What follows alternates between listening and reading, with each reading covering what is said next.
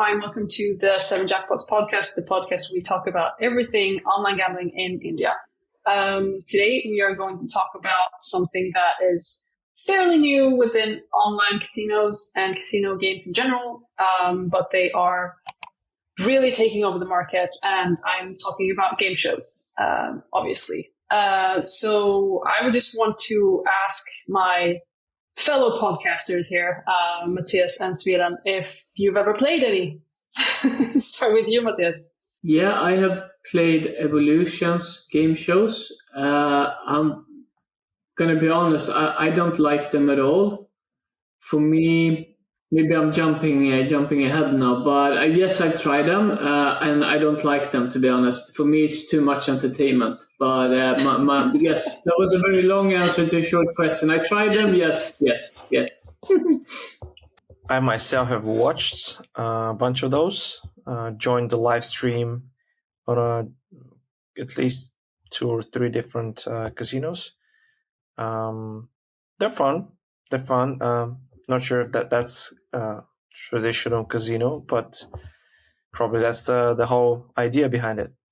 I love that we already have the if it is traditional casino thing here, and we also have, is there such a thing as too much entertainment? I love that we have that 2 minutes into the podcast. But yeah, I mean, I played a bit. I don't gamble myself that much, but for me, they're great because I'm not a normal, I don't necessarily like slot games, and I like the interactive aspect of game shows. They give something different, and personally, I find that it has a bit more variety. So that's what I like about game shows. Not all of them are fun, though. Some of them are way too long, in my opinion. Like every game round is a bit too long. But that's pretty much my take on it. So yes, I have played them. If I have to pick one of them that I like, it's Crazy Time. Is there any other good developer out there who have published or created good game show products besides Evolution? I mean, I would say that the Boom City from Pragmatic Play was actually quite fun. I haven't seen that anywhere else. Unfortunately, Pragmatic Play is no longer available in India, so that's, it's kind of unfortunate, so you can't actually play it, but it kind of had these weird big dices running around, and they had mini games, and it looked quite chaotic, but after just watching a few game rounds, you kind of could figure out what it was about. So that was fun. It was unlike anything else, but that was like the one game show they had, and that wasn't unique. They did do some spin-offs of the Dreamcatcher, which was just a wheel, basically. But other than that, nah, not really. Sorry to sidetrack you with a question. What do you mean not available in India, Pragmatic? Can't you just play a regular offshore casino that has them? So offshore casinos that are available in India, they no longer have Pragmatic Play or Ezugi. No, Ezugi they do. Wait. No, Ezugi is not available either. So Ezugi and Pragmatic Play are no longer available in India. Mm-hmm. So you would have to, if you want to play it from India, you would have to VPN yourself to another place, and then you would have to play on a... But that's on provider level. Yeah, unfortunately. I'm curious, Lisa, because you said that you find them interesting and funny. So in comparison to normal, let's take the traditional slot games or I guess any other live casino games. What do you feel is better with the game shows than a normal casino game or even a live casino game? I really like the aspect of the game show host, because obviously in a slot it's just you're just alone, and that's what you're doing, and you're clicking a button to spin. But then also even in live casino, like traditional games, you don't necessarily interact that much with the dealer. I mean, I guess that like if you were at a land-based casino, you would interact possibly with your players, like the ones who are next to you, if that's that kind of table, like blackjack, for example, or roulette. But I just like that they are a bit like entertaining and that they are trying to like keep the energy up.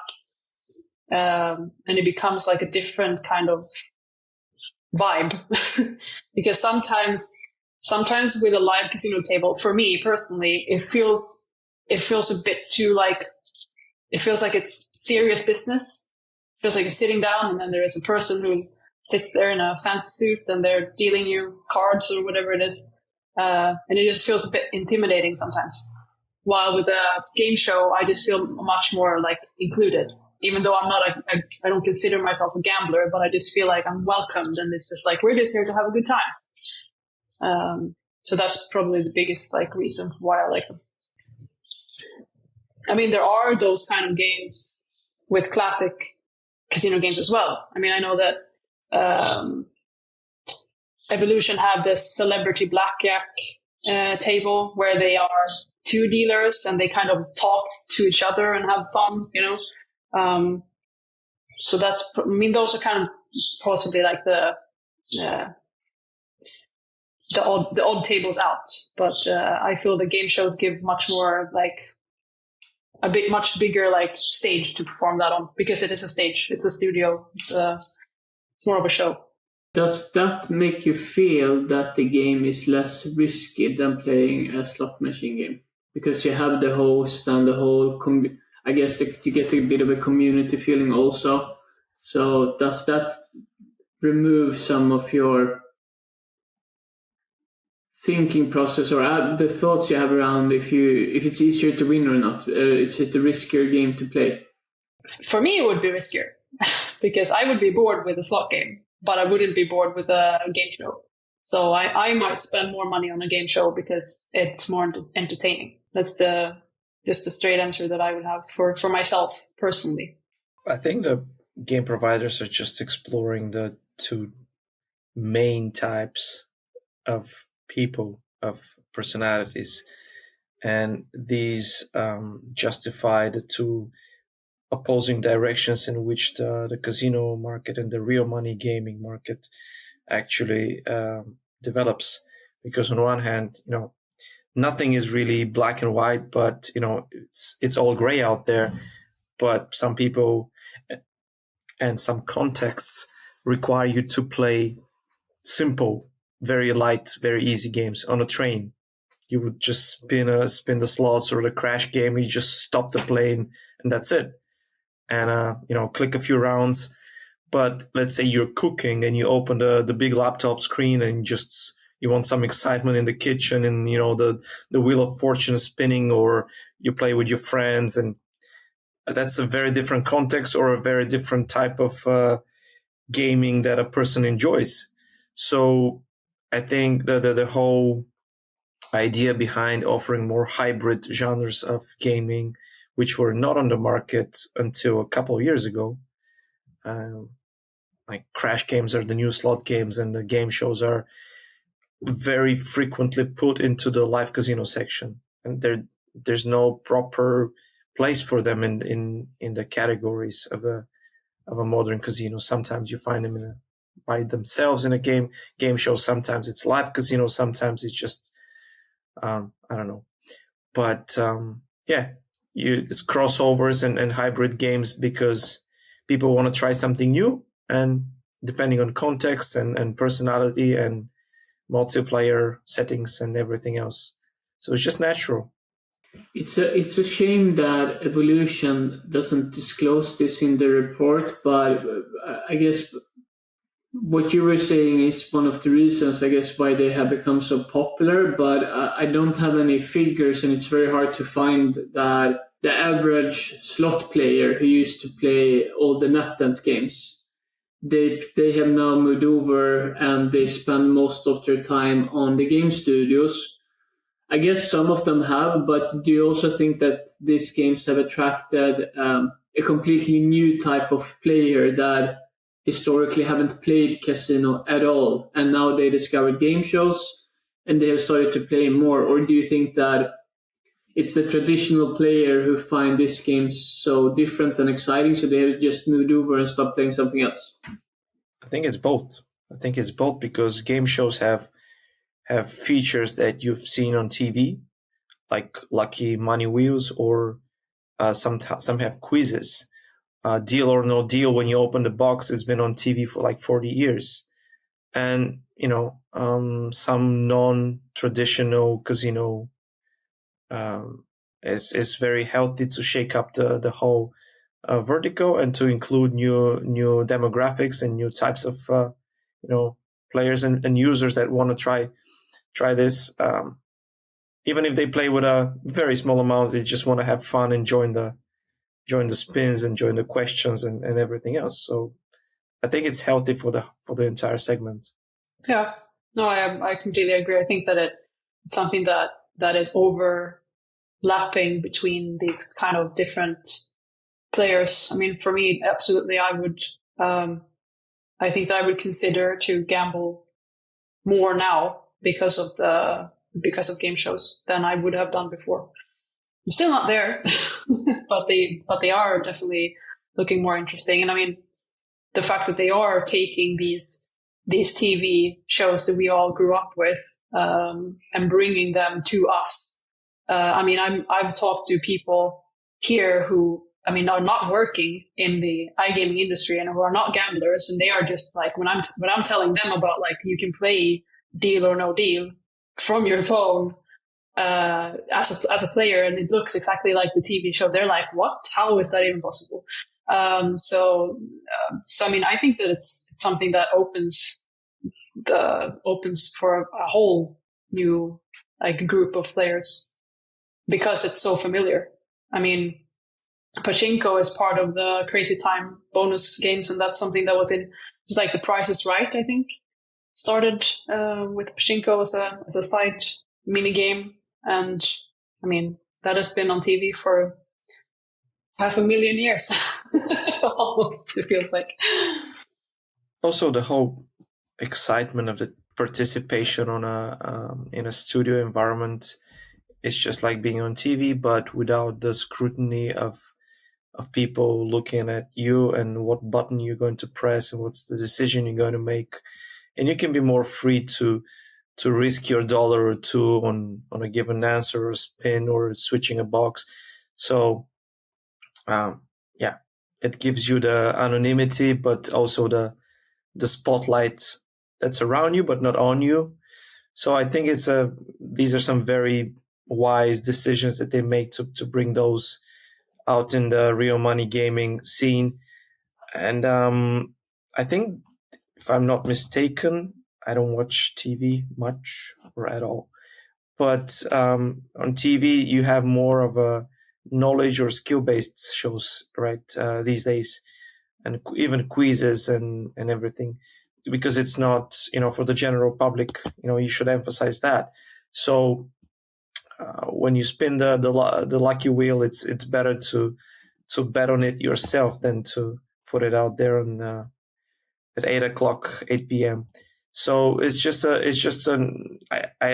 don't know if that's the media take on it, but I feel that the shows that involve more money with less skill and knowledge are moving to casinos and then mobile devices, and you can just join the fun whenever you want to. But other shows left on TV, other types of shows are left on TV. Mm. Yeah, like, I mean, Jeopardy would never work in an online casino environment because it's skill based, so that would be weird. But okay, so I mean, I think that we've kind of already answered the question of what our favorite game shows are. At least you have, Matthias, who don't like game shows. But I mean, Sweden, do you have like any specific type of game show that you like more than others? Despite the various side games and everything, I think Crazy Time is just the right amount of crazy. I also like it. I haven't really watched or played the new one from Evolution, Funky Time. That should be really something. I've only seen the previews and a couple of streams, but it's like Matthias said, sometimes it's just too much. So maybe a little more familiar settings and rules. I think they have a very cool Monopoly, Monopoly Live, which rates pretty well in India because everybody knows Monopoly, and they have a couple of side games with AR. You have a little character running around and can give you some extra wins. But other than that, can't really say any other beside these three that is engaging enough for me. Yeah, Crazy Time is same for me. It's definitely the favorite. I have looked at Funky Time quite a lot, and people like it, but I do feel that if you think that Crazy Time is crazy, then Funky Time is worse. There's a lot more stuff going on, a lot more stuff spinning around on the wheel, and a lot more. There is music in the background, and the dealers or the game show hosts, they're dancing around, and then there's, so it's absolutely. I'm hearing what you're saying, that like I think that they should be careful to not make it just completely chaotic, so that you completely lose grasp of what is going on. But Monopoly Live, yes, it's also one that I really like because it's simple. The bonus round. I think if you look at the figures from India specifically, I think Crazy Time is the most popular game, and it's been popular for a very long time. And then I think Monopoly is down there at top 10 as well. But I can just jump into to defend myself a little bit, because I know that there are people out there who doesn't like game shows either. First of all, I agree with what both of you said. I think that these type of games cater for different type of players, which is great. I just, for myself, when I gamble or when I play, I do it because it's the same thing when I play mobile games. I do it because I want to relax. I want to stop thinking about things, and I just want to be entertained. And you can argue that this is one type of entertainment, but it's too much for my brain when I want to focus on gambling. That's I think is the main reason. I love the concept behind it and the idea, and I think Todd, that the guys at Evolution, they are doing a fantastic job with all their products. I think everyone who works in our industry should be very thankful to their product curiosity that they have, that they are willing to try and launch a lot of new things. I just think it's too much for me, and I completely get you with the new game.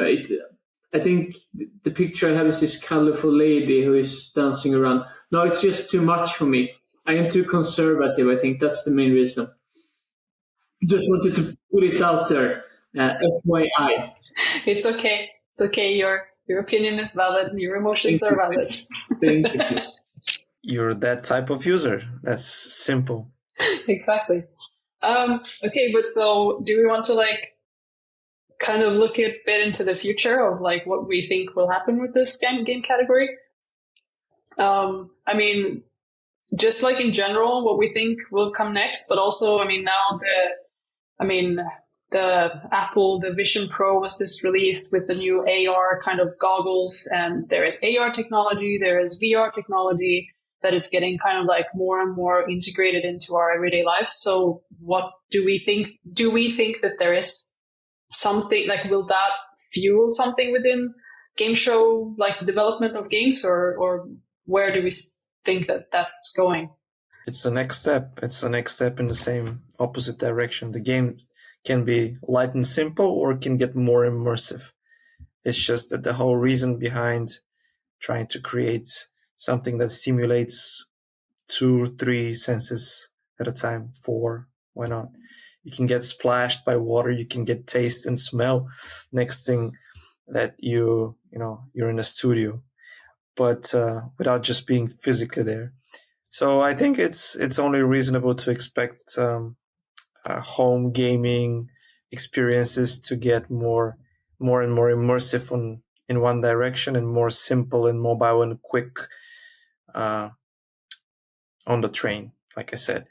But yeah, without a doubt, everything that's developed out there, people want to try it out in these contexts. What do you think of this? No, just when you're mentioning VR and everything that comes with it, I know that Apple launched their glasses, but I also know that Facebook just scrapped their entire project with this virtual reality they were trying to develop, and I know that Google scrapped it also. So I'm having a hard time seeing that will be something for the future, at least in the near future. When it comes to the game shows, we actually discussed this before we started to record.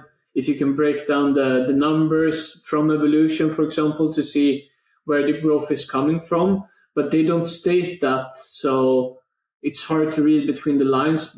I can just review the data we get from our partners, and yes, the game shows are the top 10 best performing products or games, but they are never in the top 3, 4, 5 list, neither in India or Latin America, where we have a foot in now either also. So I think that they are definitely here to stay, but again, you're asking the wrong person. I think it's better if you take this one. I completely agree with you when it comes to the AR and the VR. I mean, Vision Pro and all those things, I mean, it's great, but I mean, they are going to cost, what, $33,400 or something like that? So it's not, I mean, the group of people that are going to be able to afford this kind of technology is not the kind of people who are playing these game shows. Or they are playing, but they won't care to do that with these things, I think. So I definitely don't think that it's going to be something that we're going to see in the near future. I don't think there's something that they're going to, push extra on now, more than what they already do. So I think that we're going to see a lot more game shows coming where you see AR features within the game. I mean, already the multiplier in Crazy Time, for example, was decided by this physical little wheel on top of the wheel, where they pull the lever and then it's spun around. But then in Funky Time, their multipliers are added onto the wheel as it spins, and that's done through AR. And some of the mini games are also done entirely through AR. Like you have a robot bartender, for example. That one is obviously, it's not an actual robot, it's digital. So I think you're going to see that, but I'm not sure that you're going to see features that you can actually interact with. However, like my dream would be that you would be able to have like VR or AR goggles and feel like you're standing there. Like I would love to have a game where you can be the person standing behind that little Jeopardy stand as a participant, as a player, and you can use hand recognition, hand movements to actually like press that button when you want to, spin the wheel or bet or whatever you want to do, and interact with the actual things in the game. I think that would be really cool. But at the same time, I think it would be really cool to be able to do that and just sit and pull the level of a slot machine as well. So, but I don't think there's something that's going to happen in anytime soon. I just don't think that there's any profit in it because the technology isn't affordable to the masses. It's out there. It's just not around the corner, but it's out there. For example, you could have a private table, a VIP studio. They already have it. They have like 30, 40 studios of live casino per operator. Some have 100.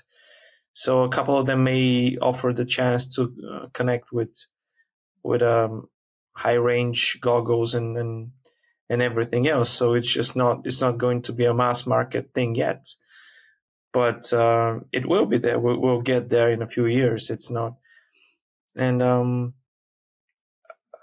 it's difficult to project the market exactly how it's going to go. But I think the numbers are clear that live casino is the biggest casino section, and since game shows are part of live casino, they're unlikely to go away. And they're just gonna diversify, get more games behind. Yes, nobody's gonna beat roulette because it's a classic. But other than that, the more fun and games, the better the entertainment. It's just gonna always going to grab a third of the players that way. a third is going to go for the quiet games, and there's everything in the middle then. But a third, the numbers are clear that live casino is the biggest section, so it's just a matter of what kind of games they're going to put out there. And the more immersive, the more fun, they're just going to cater for little niches of people that even if you split it into like visual segments that, we talk about emerging markets, we cater like India and Brazil and if you offer to the local public their favorite themes and visuals and topics, and because a lot of the hit games have a native hosts, they have local language games and sessions and roulettes and everything. So just it's a matter of time to be able to diversify more. For example, I think Evolution had a second studio for the same game, for Crazy Time, or maybe I'm mistaken. Crazy Time A. Yep, I'm talking about the English language Crazy Time, but still, they had the second studio for the same game because it can handle the flow of interest, even within the same time zone. So people flock to those kind of games, and if the demand's out there, I think the supply will get there soon. Do you think it's a cultural thing as well, cultural aspect? So in India, for example, they would be more interested in some type of game shows, while in Brazil or Sweden, there would be something else? No, but yes, mostly because we're getting more globalized, especially casino and online casino. That's just a global product now. I'm not talking only about the providers, that if something is popular enough, they will make a local version, not only local language, but local themes and popular visuals. But for example, I think we all know from a very famous movie that Who Wants to Be a Millionaire has an Indian version. But also, Let's Make a Deal or No Deal, also has a local Indian version. It's been there for 20 years. I'm not sure how to pronounce that. But that's so the two things together make some products more global, but they also, if they prove popular enough on a country level, on a market level, as big as India is, and we're not talking about one language, but you have live Hindi roulette and it exploded. You offer something that the demand is out there, it's going to be eaten up. There's no doubt about it. Yeah, something that I mean, if I would just like think about live like game shows in general, and thinking about like what could be like the next step, I would think that like it would be interesting to kind of like merge the game show and sports betting aspect together, and have, I mean, now I'm almost like treading into Black Mirror landscape here, because it would be really cool to have like a live streamed game show where you have participants participating in the game and you can live bet on the outcome of these people. So, I mean, because one of these things that are really, really popular now on Netflix, and for example, it's like these, the 100, and I mean, all of these kind of where you have players and they get eliminated in certain ways. These are essentially game shows that we're watching, but to have that live and be able to bet on it would be kind of cool, because that would also like allow you to interact with other players, other participants. But it kind of treads into weird territory. No, you can bet on esports. You've been able to do that for a number of years now. You can watch esports and bet on it. Esports is like it's not a physical person. You're not there. You're not a participant. That's the thing. So betting is not the same thing. But when esports, I'm just thinking like a game show environment. Like I would want the environment of like this weird designed studio where people are participating in games. A virtual studio, you can compete against other players and you just show up, but that goes in the direction of what you said is not around the corner, not on a mass scale yet. So let's talk in 5 years and let's see. I'll make a note to have another podcast in 5 years about this. No, but to summarize it, I really like this topic, and I think it's it's not a phenomenon anymore. It's definitely here to stay, and it's always exciting when they launch new products, because that's a way for us to utilize it and share it with the players in India. And so far, when we look at all the recent game shows that they have released in the past, I would say 6 to 8 months, I think the Indian audience in general have liked all of it. So, good times ahead. Looking forward to see more game shows being published. Yeah, absolutely. Do we have anything else that we would like to bring up, or is that pretty much it? Oh, actually, yeah. Do you think that, I'm not sure this is going to slip right back into the content that we created earlier, but do you think that game shows are less transparent about such a simple casino aspect, such as return to player? Because it's really difficult to find you can find the average RTP for a game, but then it's very different if you have side games, if you have like the whole course that used from start to finish. And I think that's not easy maybe to calculate. It's very individual depending on your participation. But because if you play a slot or a crash or roulette, or blackjack has 98, so that's cool. Most live studio games are in the 90s as well, but it's not really easy to figure out the actual RTP. Is that my impression, or do you think that's actually the case? I think you're kind of spot on there, because they do have different RTPs for different bonus games and the base game. So I mean, if you're looking at that, then yeah, absolutely, it's going to be hard to measure, because first of all, you need to hit the bonus game, and then the bonus game has its own RTP. So, but that's again, it's like, I'm not sure how relevant that is to this group of new players who just want to play to have fun. They don't care. No. The stress is on the entertainment and loud noises and colorful lights. Yeah, so I mean, I think that's very different from like the players who play high stakes blackjack, or the ones who play baccarat and follow the roads and all that. So, but it is a good question, absolutely. I'm thinking if there's anything else that we missed or anything else, but I don't think so. I think we managed to cover most of it. I really appreciated this one. It was good.